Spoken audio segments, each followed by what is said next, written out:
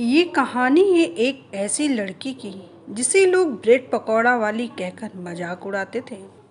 शहर के एक छोटे से कोने में रेलवे स्टेशन के पास एक ठेला लगता था।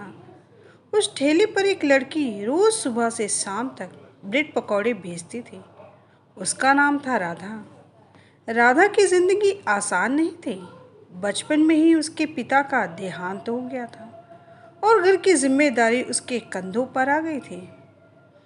उसकी माँ बीमार रहती थी और छोटा भाई पढ़ाई कर रहा था।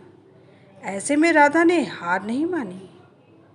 वो हर सुबह 4 बजे उठकर आटा गूंथती, आलू उबालती, मसाले तैयार करती और फिर अपने छोटे से ठेले पर आकर खड़ी हो जाती थी। लोग आते, पकौड़े खाते और चले जाते।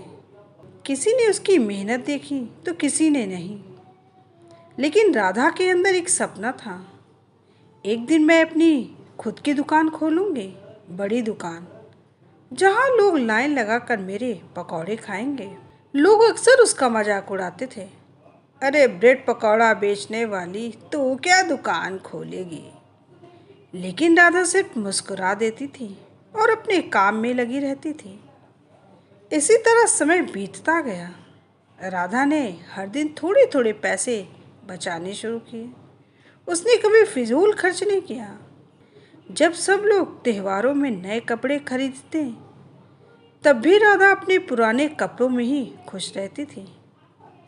एक दिन उसकी मेहनत रंग लाई। एक ग्राहक जो रोज उसके ठेले पर आता था, असल में एक बड़ा व्यापारी निकला। वो उसने राधा की लगन और स्वाद दोनों देखे थे।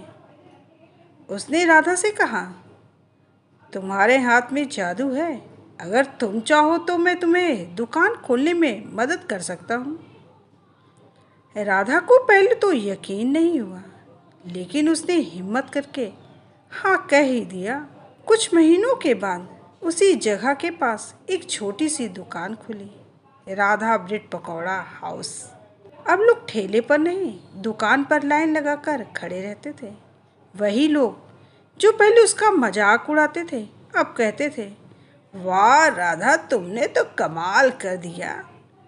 राधा ने सिर्फ दुकान नहीं खोली, उसने अपनी किस्मत बदल ली। धीरे धीरे उसने और भी चीज़ें जोड़ दी, चाय, समोसा, चाउमीन, और उसकी दुकान एक छोटे से रेस्टोरेंट में बदल गई। कुछ सालों बाद राधा अब सिर्फ ब्रेड पकौड़ा बेचने वाली नहीं थी, वो मालकिन बन चुकी थी। उसने अपने भाई को पढ़ाकर बड़ा आदमी बना दिया था, माँ का इलाज करवाया और कई गरीब लड़कियों को काम भी दिया। एक दिन वही पुराना ठेला उसने संभाल कर रखा और उसे देखकर मुस्कुराई, यहीं से मेरी शुरुआत हुई थी। कहते हैं ना, मेहनत कभी बेकार नहीं जाती। लोगों की बातों पर नहीं, अपने सपनों पर भरोसा करो। छोटा काम नहीं होता, सोच छोटी होती है लोगों की। जो हार नहीं मानता वही एक दिन मालिक बन जाता है। यह थी मेरी एक छोटी सी कहानी। अगर आप लोगों को अच्छी लगी हो तो एक लाइक, शेयर और सब्सक्राइब करना बिल्कुल भी मत भूलिए।